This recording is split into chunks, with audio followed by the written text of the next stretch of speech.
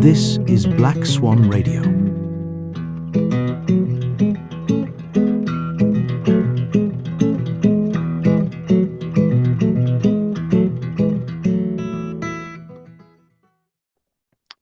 Welcome to Black Swan Radio and another in our series of podcasts.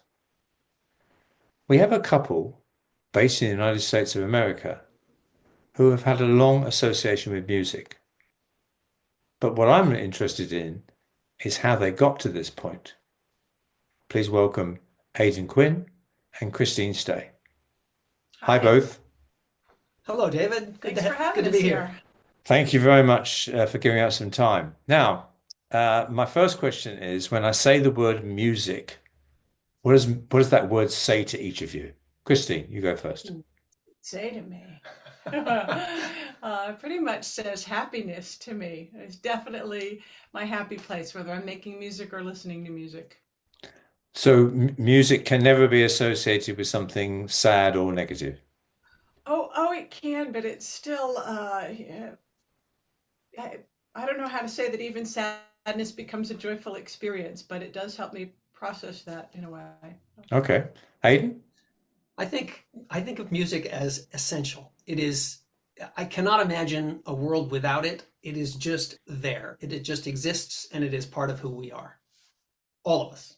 Interesting angle. Now, whereabouts in the United States are you based? We are based in North Carolina, in the western part of North Carolina, just south of Asheville. Okay. Now, one logical way of doing something like this is to start at the beginning. I actually want to start in the middle. Of course you do. Because Aidan, you and I first met when you were in a job and you were in a corporate company and you were traveling a lot and everything else. And then you decided to go and chase your dream. Now, I'm going to ask Christine what part she played in this, but what happened for you to have that courage? Because there could well be a lot of listeners who are saying, I've also wanted to chase my dream. Tell us about it. Fair enough.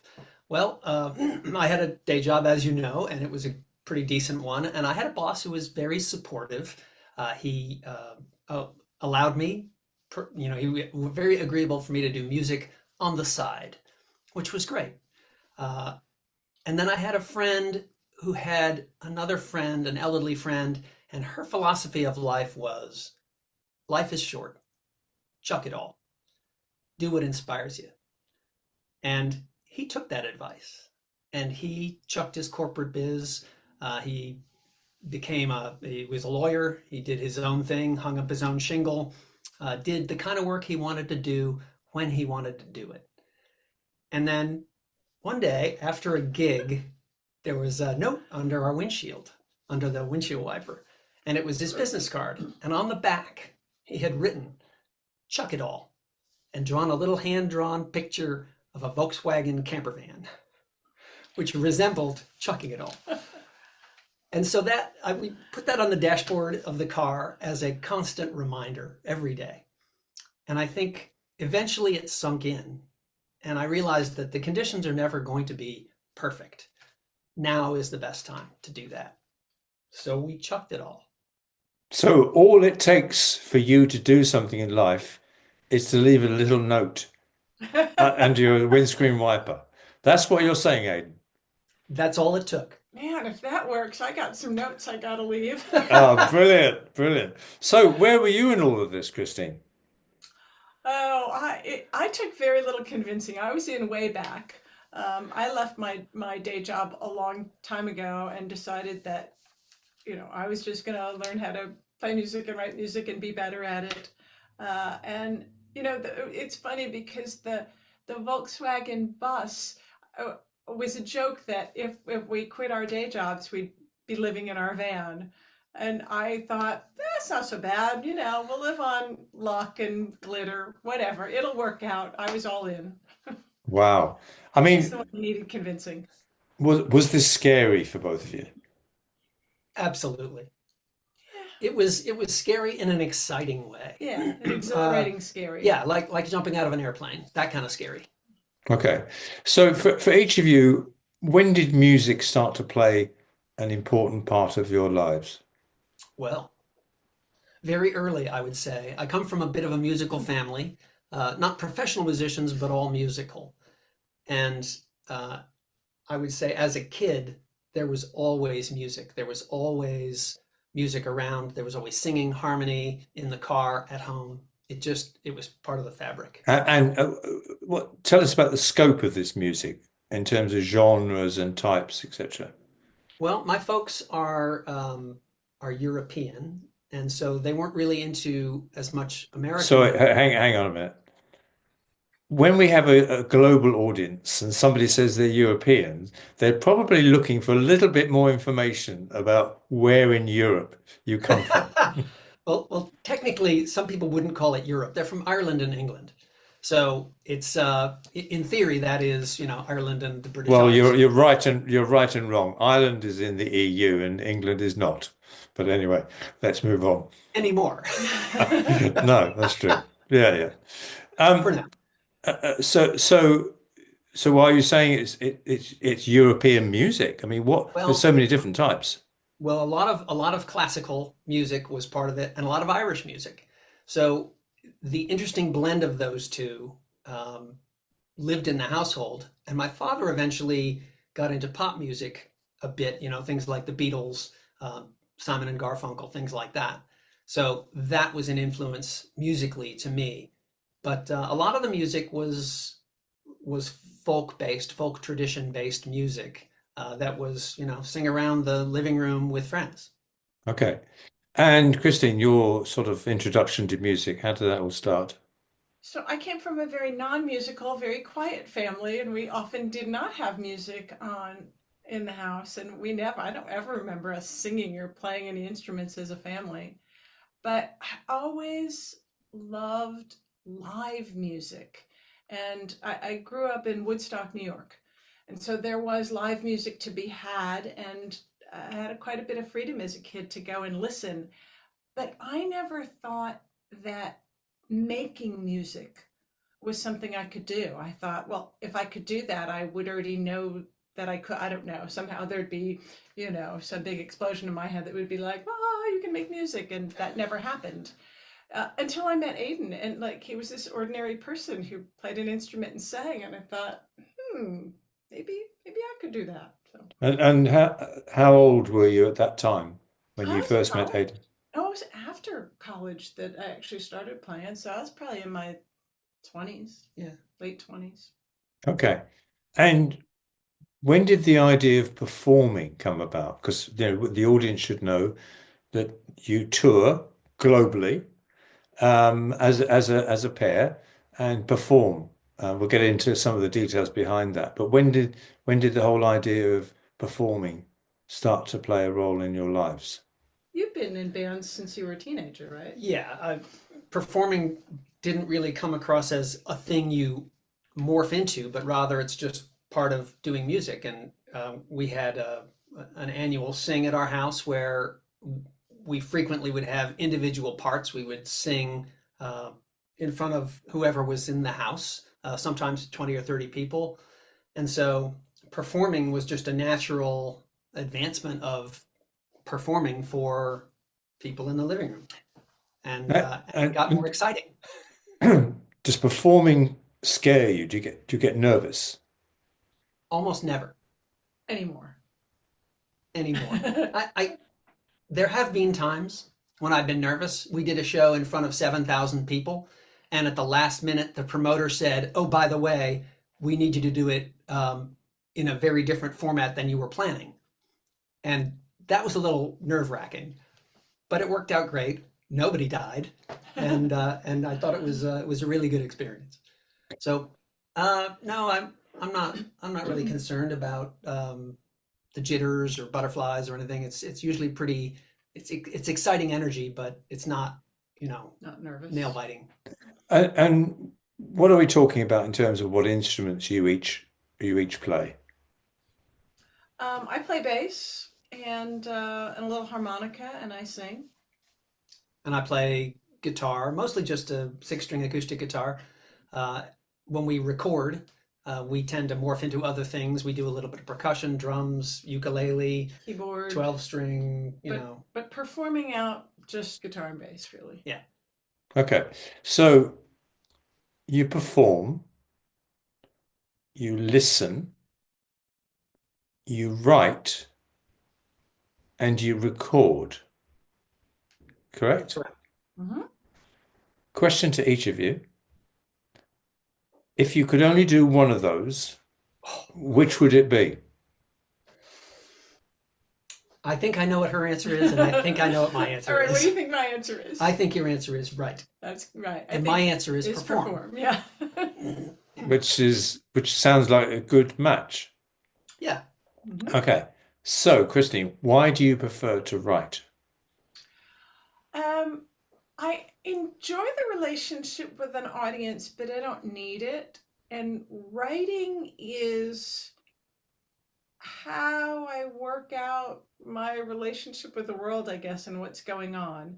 And if I have to distill something into under 4 minutes, I really feel like I have to wrap myself around it and how I'm connecting with it. So that, and I enjoy the process quite a bit. Yeah. And can I just ask, what sort of formal training did either of you have as you were getting into music? None. None. No, none. So just natural. I mean, writing, you must have some form of technical knowledge. No? No. You mean technical musical knowledge? Yeah.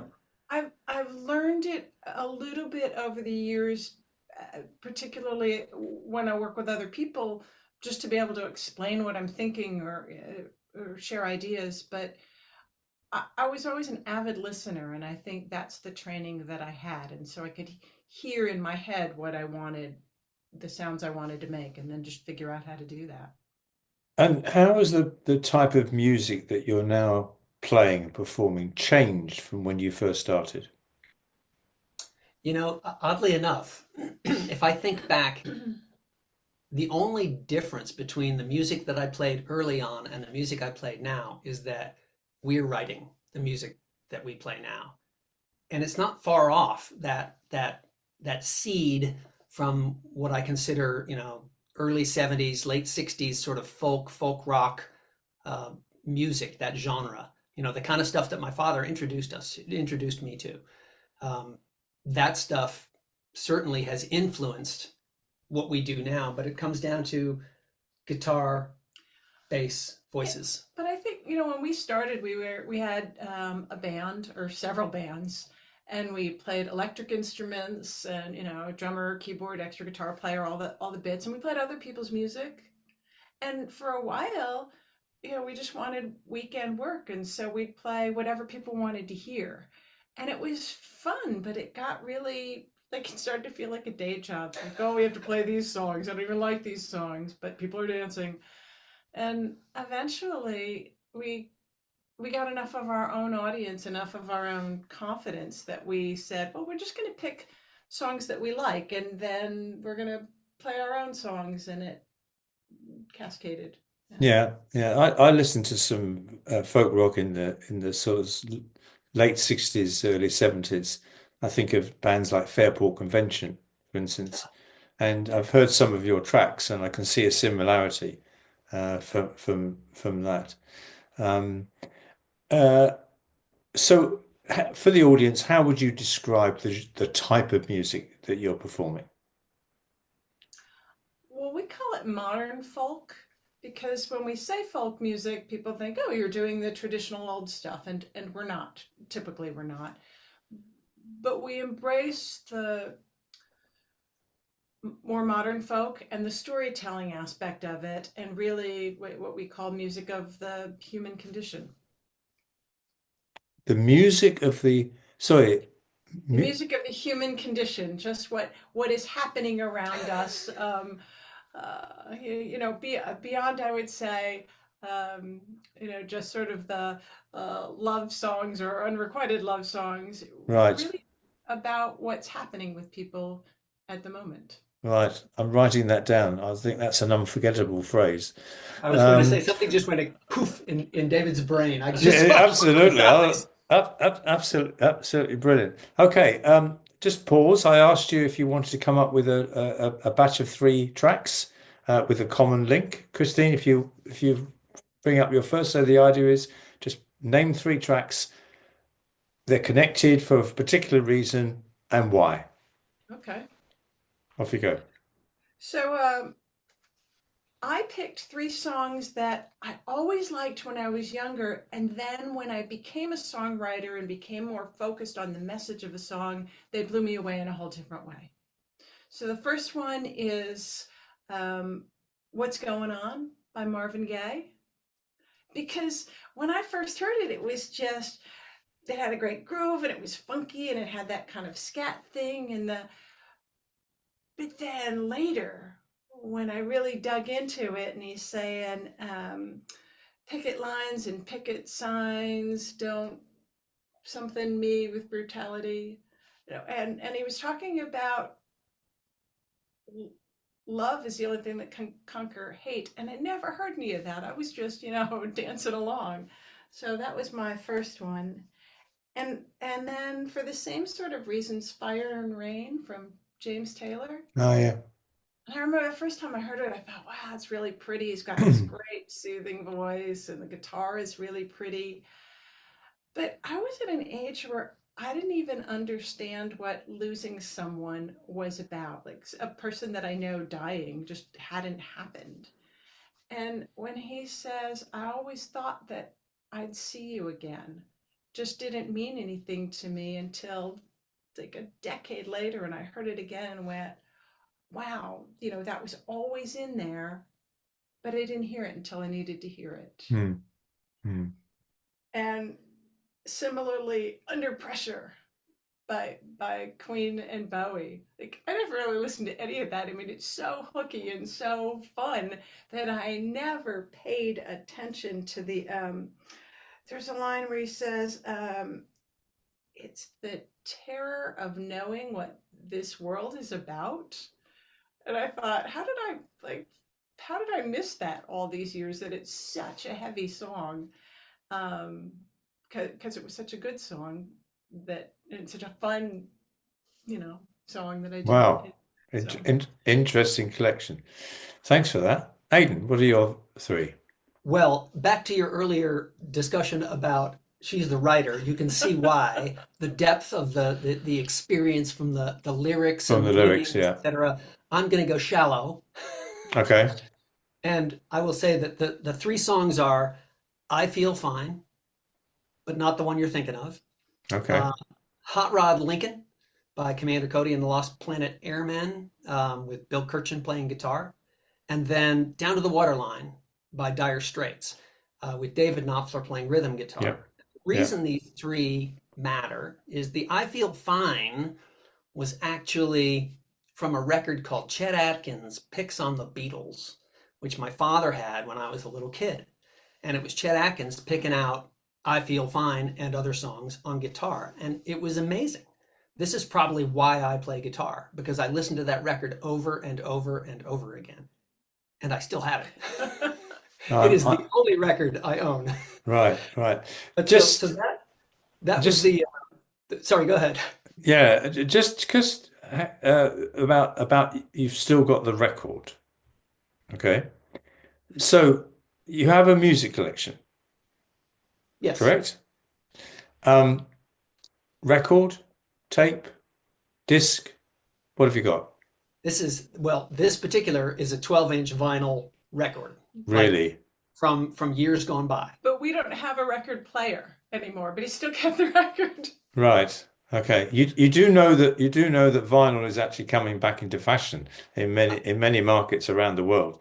It's a big market over here and in Europe, and I've seen plenty of big record shops in North America Yeah. as well. Um, uh, but you, but what do you prefer to listen music to? I mean, how much time do you give to just sitting down and listening to music? That's an interesting thing. We go to We music. we go see live music more than we listen to recorded music. Well, Uh, Christine, she said one of the first things that she really liked was live music. So she's worked out how to get the best out of you. Um, get you to take her to live music and put a note under your windscreen Yes, wiper. that's right. Let's Right. Yes, go right. see it. The note Uh, says, "Go see live music." yeah, well, live music.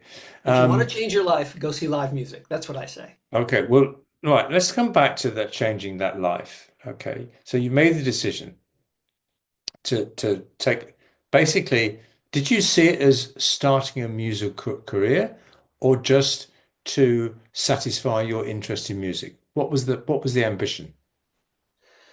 I would say that I didn't see it as starting a musical career, um, or just feeding the musical need, but rather, I think it's probably been latent within me since I was a very small child. I grew up in a musical place, kind of like Christine. I grew up in Berkeley, California, and there was always music, live music, people playing guitar on the street, concerts in the park. You know, we'd go to Golden Gate Park and see shows. That music has always been part of me. And like I said earlier, how I define music as essential, it is just, I feel like it has finally allowed me to recognize it's something that matters so much to me I feel like and we others. actually talked about it, and the goal was to make music more central in our lives. So whether that meant we might have had to have part-time jobs or do other things, but to really make music central in our lives, right? Yeah, And that's what you did. You that's got what you got part-time, right? So for those that might be interested, how do you start off by getting gigs? Mm, yeah, that's the trick, right? Start where you live, because that's the easiest place. And one of the things we did that other people I think don't is you think, oh, well, there isn't anywhere to play around here. Well, go to a space and say, hi, can we play here? And they're like, we don't hire bands. And just say, well, once a week, what if we show up and do one set of music on what's your slow night? And So when you say space, what are you talking about? Give us some examples of what a space looks like.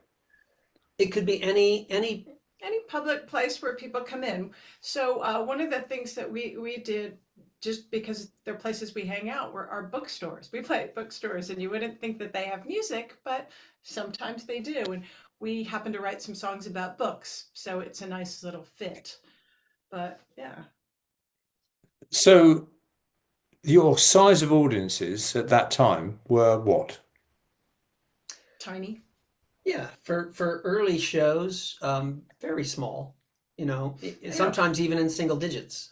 yeah, but mostly, like I would say, we'd start out and there'd be, a dozen people, or across a night there'd be several, but they wouldn't necessarily, if we did a couple of sets, they wouldn't stay the whole time. Somebody would come in and, have a drink and leave, and eventually you find your people. Okay, so this is going to be a very easy question to ask, but probably not an easy question to answer. But I'm going to ask it anyway. Um, you've had exposure to a wide number of groups of the human race. What have these experiences told you about the human race?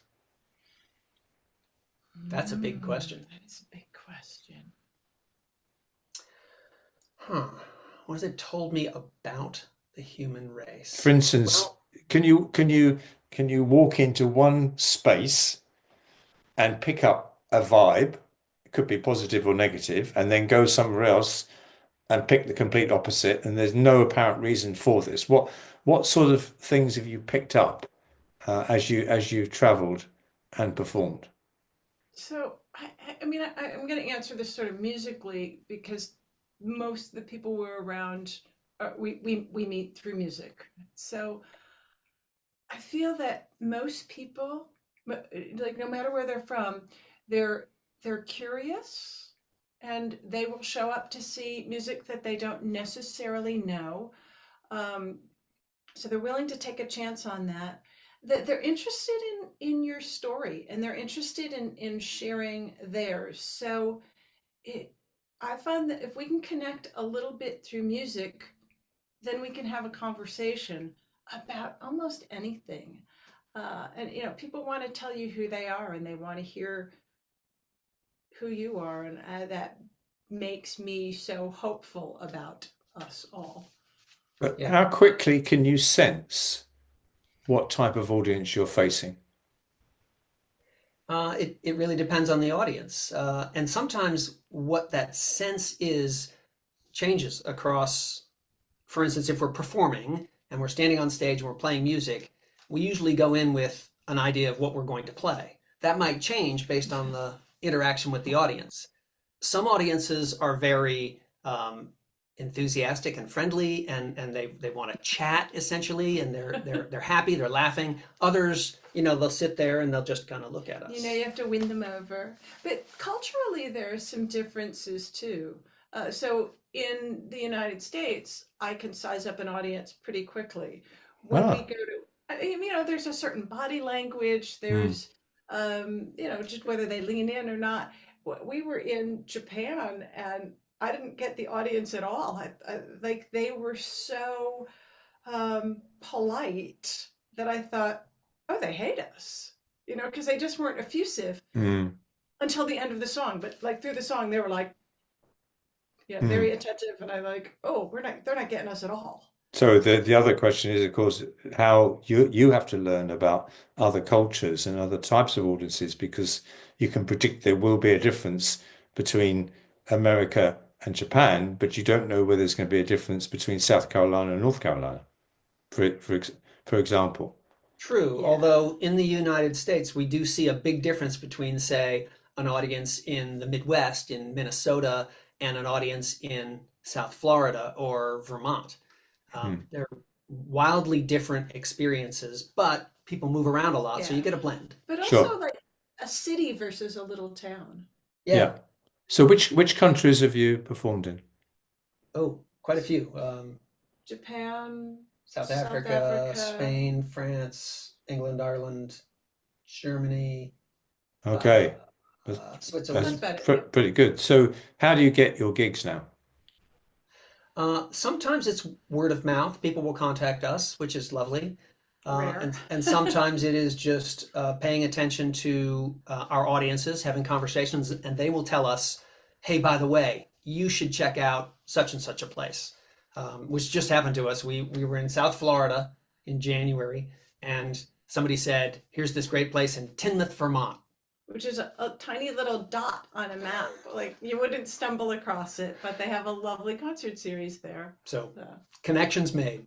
but really, one of the things that we've done lately, this is a further extension of doing what inspires you and chucking it all, is to decide where we want to go and what we want to do, not just musically, but there was a moment where I wanted to see some of the national parks.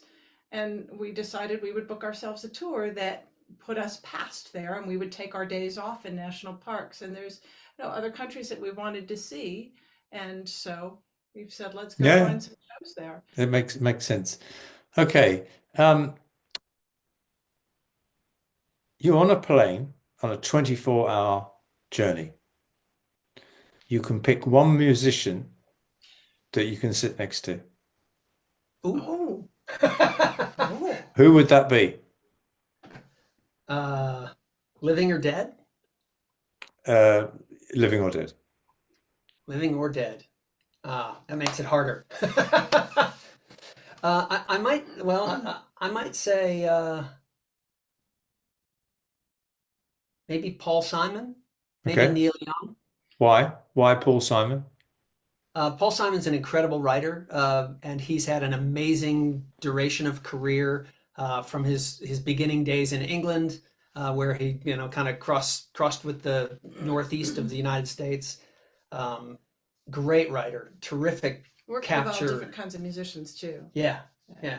Okay. And Neil Young, he's always been a. Sorry, you only had one. Oh, you only had one. there's two you went seats. with I'm sitting in the middle seat. You went. That's another question. Who would you want to sit between? But anyway, that's for another time. Christine. Is Tony Bennett still alive?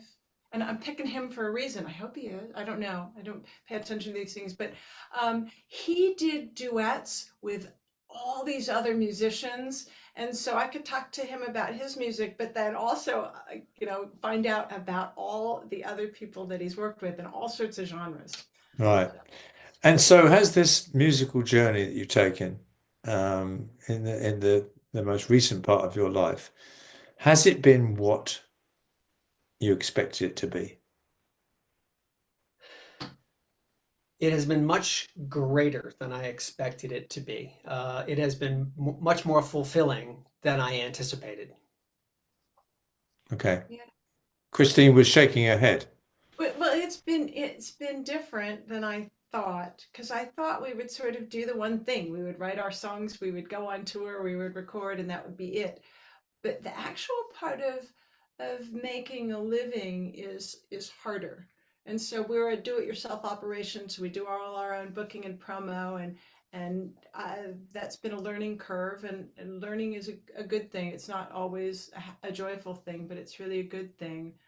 But also we've learned how to sort of, I don't want to use the word cobble together, but I don't know, structure together a living by doing other things in music than I thought we would do. We do workshops. I never thought I'd teach anybody anything about music, but we do workshops, we do music for kids, we do all these different components that I never imagined would be part of our lives. Okay. And you perform under the name Friction Farm. Where did that name come from? Well, a lot of musicians thrive on the things that rub them the wrong way, things that are the friction in their lives. I wouldn't say thrive on that. I would say that's creative inspiration, right? Okay. Writers write about the things that maybe aren't all happy, shiny, and therefore the friction. And we kind of take that and we try to... You have a choice as an artist of what you're going to do with that, though. You can write these really depressing, sad songs. You can write angry songs. And we, at some point, made a decision to sort of write ourselves out of that and try to use writing as a tool to learn how to deal with the friction in our lives and feel better about it, or and hopefully kind of spread that to other people too. So that's the farm part. So my final question is to those people who find it difficult to make the jump from their existing normal life into something that they've always wanted to do. What would be your recommendation to them? It's a lengthy conversation. I'd say contact us and we'll talk all about it. Yeah. We'd welcome that. I will say that one of the things, and this is more you thing than me, is that you focused on what you might lose by giving up your day job, but you didn't think about what you might gain. And so, absolutely, you need a certain financial sense of security to be happy, but maybe you don't need everything that you have. Yeah. So. Right. Well, I've written three things down. Look at what you might gain rather than what you might lose. Consider the music of human condition and the power of a piece of paper underneath the windscreen wiper. Aidan and Christine, it's been a delight talking to you. Thank you so much for your time. Thanks for having us. And we'll continue to enjoy your music, and hopefully you'll continue to enjoy Black Swan Radio. Thank you very much. Fantastic. Thanks. Thank you, David. I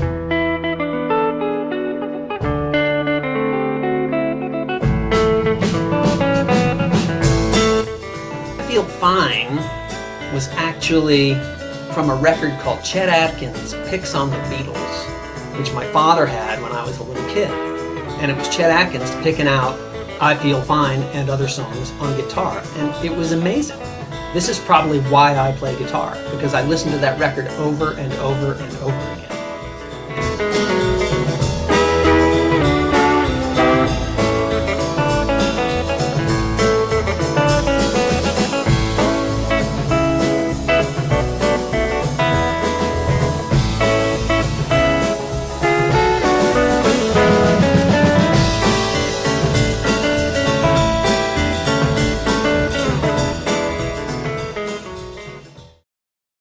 If you enjoyed this video, then listen to Black Swan Radio. Just download the Live 365 app to your phone, open it, and search for Black Swan Radio, add us to your playlist, then hit play. Or listen on Alexa by enabling our Alexa skill. Instructions about how to do this are shown below.